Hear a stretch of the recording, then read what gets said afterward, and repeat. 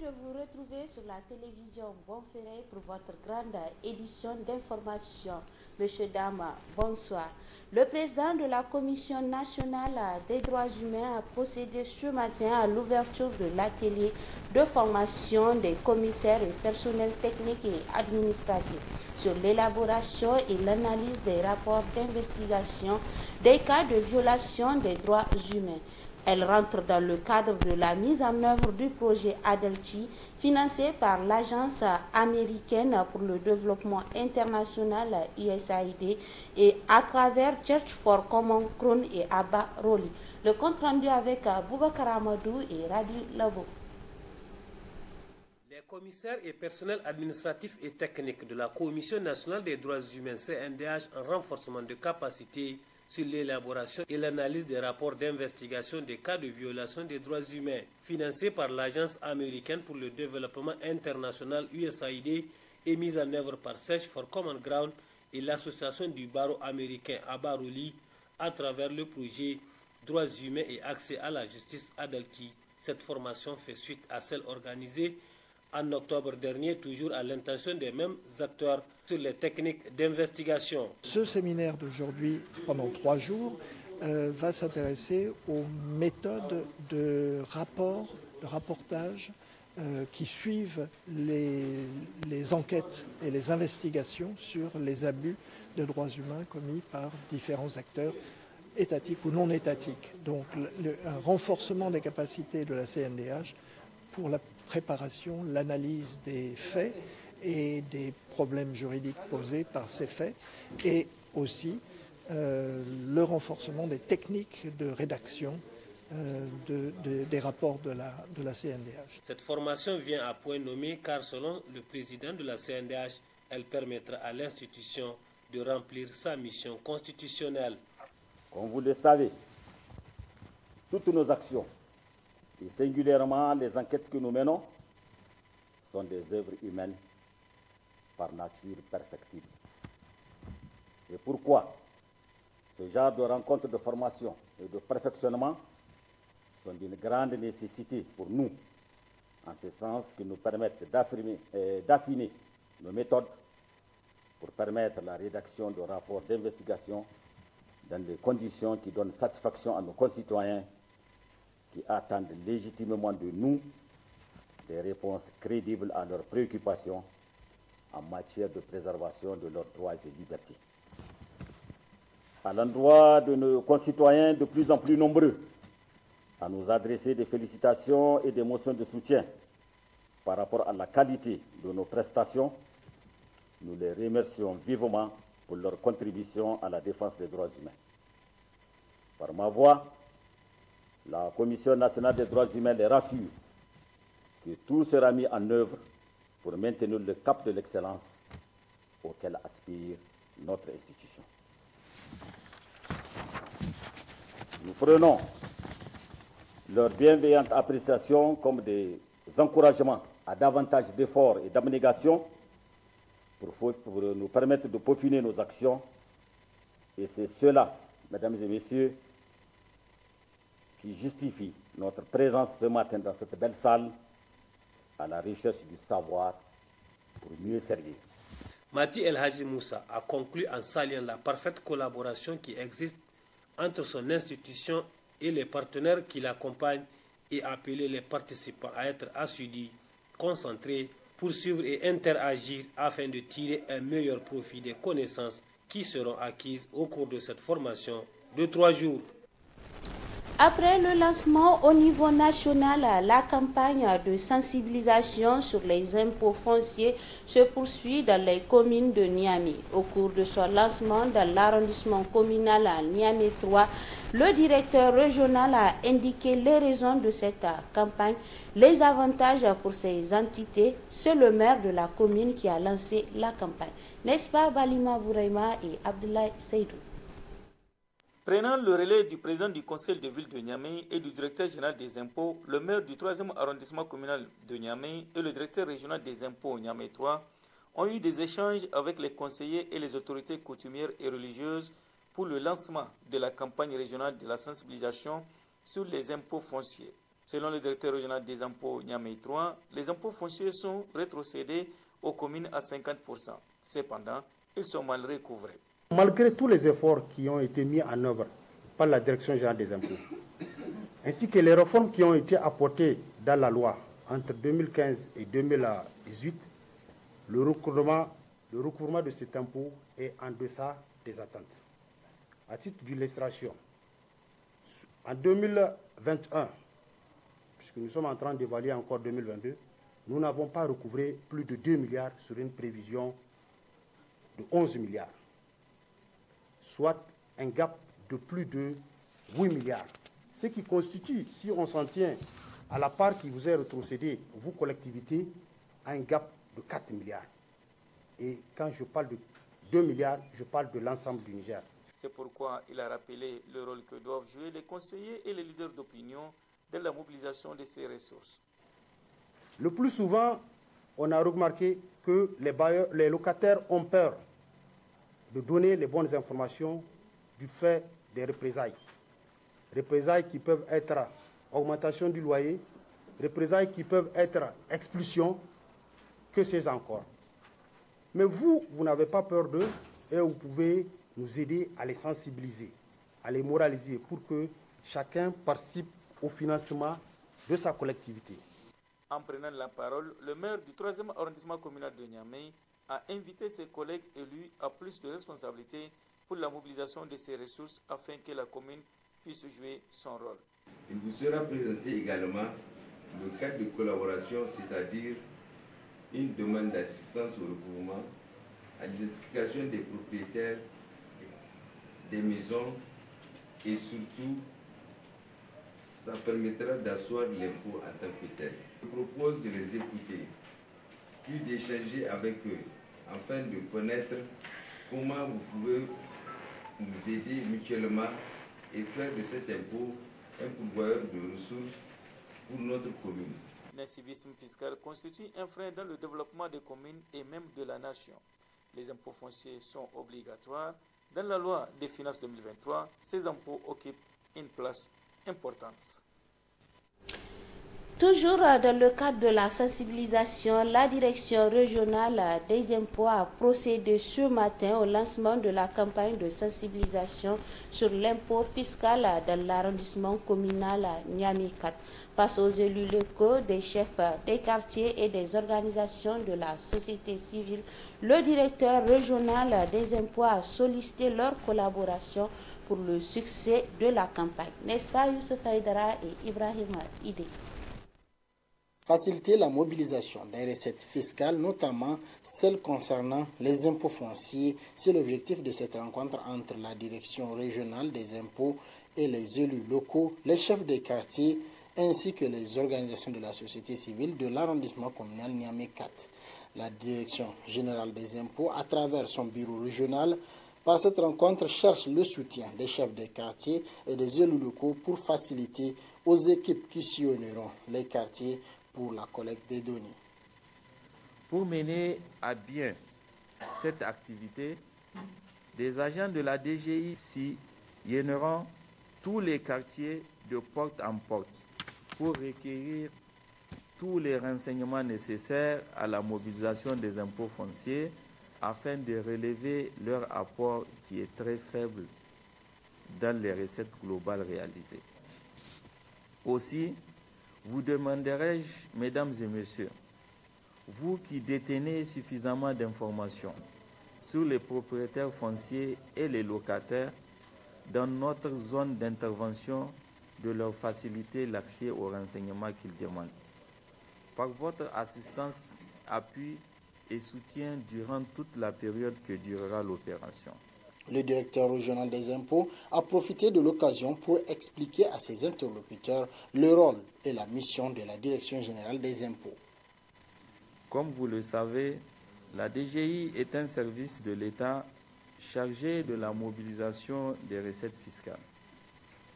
À ce titre, elle est un important pourvoyeur de ressources financières pour l'État et pour les collectivités territoriales. En effet, la DGI mène d'importantes activités pour le compte des collectivités territoriales dans le cadre de la mobilisation des recettes rétrocédées. Parmi ces impôts rétrocédés, nos services rencontrent plus de difficultés dans la gestion des impôts fonciers.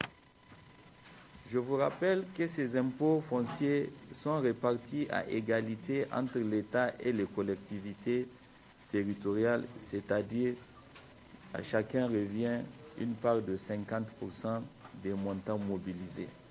Cette rencontre avec la direction régionale des impôts au niveau de l'arrondissement communal Niamey 4 rentre dans le cadre de la campagne régionale de sensibilisation sur les impôts fonciers lancée le 4 janvier dernier. Cette campagne couvrira toute la région de Niamey pour une durée de 3 mois. Autre aspect de ce journal, l'Union nationale des agents contractuels et fonctionnaires des enseignants professionnels et techniques UNASEP observe depuis le lundi dernier une grève illimitée. Le syndicat exige le paiement des pécules du mois de décembre dernier. Le constat avec Suleiman Ousmane et Ibrahim Ousmane. Les agents contractuels des enseignements professionnels et techniques à ce jour 12 janvier n'ont pas perçu leur pécule du mois de décembre 2022.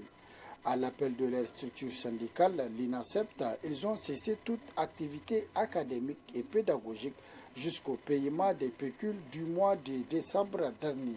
En tout cas, nos militants sont en train de suivre la grève à 100%. Parce que si nous sommes en grève depuis le lundi, c'est parce que nos camarades contractuels du ministère de l'enseignement technique et de la formation professionnelle, nos camarades n'ont pas perçu leur pécule du mois de décembre 2022. Alors que ceux de l'éducation, ils ont commencé à les payer depuis le jeudi passé. Donc voilà ce qui nous a un peu frustrés. Avant d'aller en grève, d'abord l'inquiétude là a été partagée avec nous. Les responsables de Niger Post nous ont saisis par rapport à ça. Parce que même le mois de novembre, c'est Niger Post qui a préfinancé. Dans la perspective de trouver une solution à la situation, des démarches ont été engagées entre les parties selon le Ben INASEP. Hier, on a fait un tour au ministère. Le DRFM a répondu vraiment parce qu'il a fourni des efforts. Il a fait tout pour sortir les deux mandats, le mandat de novembre et de décembre. Il nous a transmis les mandats là, aussitôt nous aussi, on les a déposés, on les a déposés au niveau de Niger Post. Donc tout ce qui reste maintenant, c'est le virement que nous attendons. Et sinon, nous avions expiré même avoir le virement depuis hier, mais c'est-à-dire les transactions n'ont pas en tout cas abouti. Mais nous espérons en tout cas dans cette matinée, dans les explications du directeur de Niger Post, si en tout cas le virement sera fait dans cette matinée, il compte même commencer le paiement dans l'après-midi.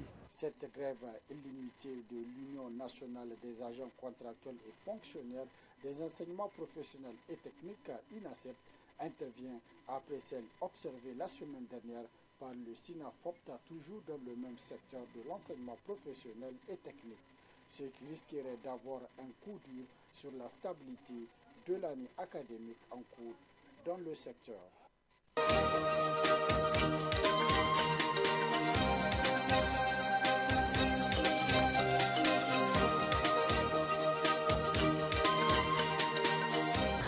La une des journaux avec Mustapha Abdrahman Zongoma.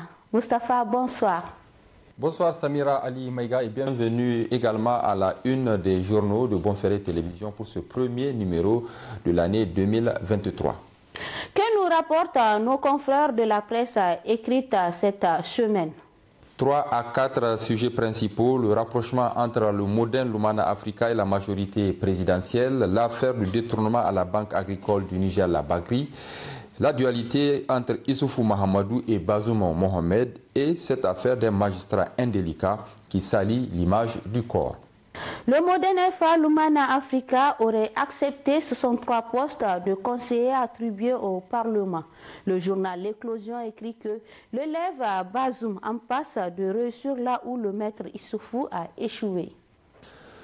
Tout ce qui pourrit sous l'eau finit par émerger, dit le dicton. C'est ce qui est en train d'arriver sur l'échiquier politique nigérien avec la position un peu plus confuse du modèle Lumana Africa. Le parti politique du chef de file de l'opposition écrit le journal L'éclosion de cette semaine. Ce qui au début n'était qu'un profil bas est en train de se muer en soutien, voire une sorte d'alliance qui ne dit pas son nom avec le parti présidentiel, le PNDS Tareya, selon Bana Ibrahim, militant du modèle Lumana Africa, à l'issue d'une réunion de son bureau politique en comité restreint qui regroupe l'ensemble des présidents des coordinations, le SG et son adjoint. Le 3 janvier 2023, Lumana aurait acté la répartition des postes de conseillers offerts aux partis au sein de l'Assemblée nationale. Les sources du lanceur d'alerte et activistes indiquent que la dite réunion a statué sur 3 points. L'attribution des 63 postes de conseillers à l'Assemblée nationale aux députés du modèle Lumana Africa, leur mode d'attribution et de répartition. Pour la répartition, il a été question de donner 4 conseillers aux régions d'Agadez, d'Ifa, Dosso, Maradi, Tawa et Zender, 7 pour la région de Tillabéri et 6 pour la région de Niamey. Le reste est proposé pour être mis à la disposition de l'autorité morale du modèle Lumana Africa, c'est-à-dire Hama Amadou, lui-même avec 4, le président du parti, chef de file de l'opposition Tahirou Seydou, dit Parc 20, 4 postes de conseiller, le secrétaire général Malam Mamansani, 1 poste, et au parti allié, 5 postes. À l'organisation des jeunes Lumana, à l'organisation des femmes Lumana, aux artistes, aux vigiles, à la diaspora, etc. Cependant, les sources crédibles affirment qu'une large majorité du bureau politique national n'était pas d'accord que le modèle Lumana Africa accepte ces postes de conseillers.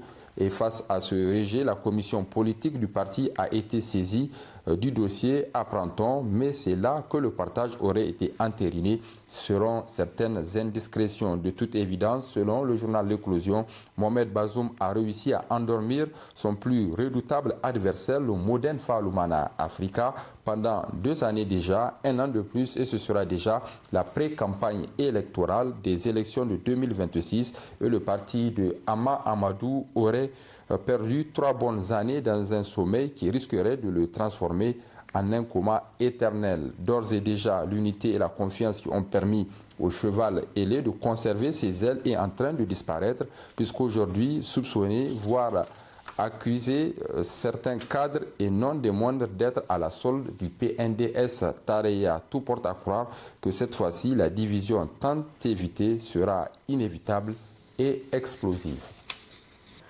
Procédure d'héritage à plus de 42 millions détournés par un juge. C'est la une du quotidien L'Enquêteur de cette semaine. Oui, Samira Ali Maïga, c'est la haute autorité à la lutte contre la corruption et les infractions assimilées, la ALCIA, qui vient de débusquer un magistrat dont les actes écornent gravement l'image d'irréprochabilité dont a besoin le corps de la magistrature nigérienne. Le magistrat en question est un juge au tribunal de grande instance hors classe de Tawa. Il a spolié plusieurs justifiables dans différentes localités où il a eu à exercer, à commencer par la région de Maradi, où il a spolié une veuve de la somme de 28 900 000 francs CFA. Cette dernière lui a confié la somme qui représente le produit de la vente de la maison et du véhicule laissé par son défunt époux. À Tawa, les enquêteurs de la ALCIA ont découvert que 4 autres familles ont été victimes du même juge. Très coopératif, le magistrat indélicat a reconnu avoir reçu également les sommes de 7 millions de francs CFA appartenant à l'héritage de Mariama Kallé, une somme comprise entre 4 et 5 millions de francs CFA appartenant à la famille Souley Labo et une somme de 2 800 000 francs CFA pour une autre famille dont il ne se rappelle plus le nom. Au total, plus de 42 millions de francs CFA ont été détournés par ce magistrat dans le cadre des procédures d'héritage. Les enquêteurs ont également mis en évidence le détournement par le même magistrat, cette fois-ci au niveau du greffe du tribunal d'instance de Tessawa, où il a servi des fonds provenant de différents dépôts des justiciables, puisque ces fonds n'ont jamais été versés au Trésor national. Comme quoi, les mauvaises habitudes ont la vie dure. D'après les sources du quotidien L'Enquêteur, le magistrat a reconnu tous les faits de détournement et de recel qui lui sont reprochés. Le dossier clôturé a été transmis aux autorités compétentes. Le journal Le Canard en furie de cette semaine voit dans l'affaire de détournement de 5 milliards de francs CFA à la Bagri une preuve supplémentaire de la malgouvernance des Renaissants. Le détournement massif présumé d'une somme d'environ 5 milliards de francs CFA à la Banque agricole du Niger, Bagri, débusqué par le Centif, défraie actuellement la chronique, écrit le journal Le Canard en furie de cette semaine, une affaire dans laquelle des responsables de l'institution bancaire, dont le directeur général et le comptable, ainsi que des agents subalternes sont présentement dans le collimateur de la justice. L'enquête préliminaire étant bouclée, les personnes interpellées ont déjà comparu devant le procureur de la République qui a décerné un mandat de dépôt à leur encontre après les avoir entendues et déterminé les infractions pour lesquelles elles sont poursuivies. Selon une source proche de la justice, une information judiciaire a été ouverte et les personnes arrêtées ont été dispatchées entre les prisons de Kolo et de Saï pour la suite de la procédure. Le cadre qui a accédé à la direction générale de la Bagri est un fils du ténor du PNDS Tareya qui occupait déjà le poste de directeur général adjoint de l'institution jusqu'à ce clash. C'est tout dire, ils sont nombreux, pour ne pas dire tous les dinosaures du Parti Rose à placer souvent sans aucun mérite avéré leurs enfants à des postes de responsabilité dans des sociétés offices étatiques ainsi que des institutions de la République en vue de les mettre à l'abri du besoin pendant que ceux des pauvres sont obligés de se contenter du contrat pour survivre au quotidien. Un aspect de la gestion patrimoniale de l'État pour laquelle le PNDS Tareya a opté depuis son accession au pouvoir en 2011 au mépris d'un minimum de respect vis-à-vis des règles et principes de la bonne gouvernance, conclut le journal Le Canard en furie. Acte 3 de la Renaissance, Issoufou Mahamadou est l'alpha et l'oméga du système, croit savoir le journal Le Monde d'aujourd'hui de cette semaine.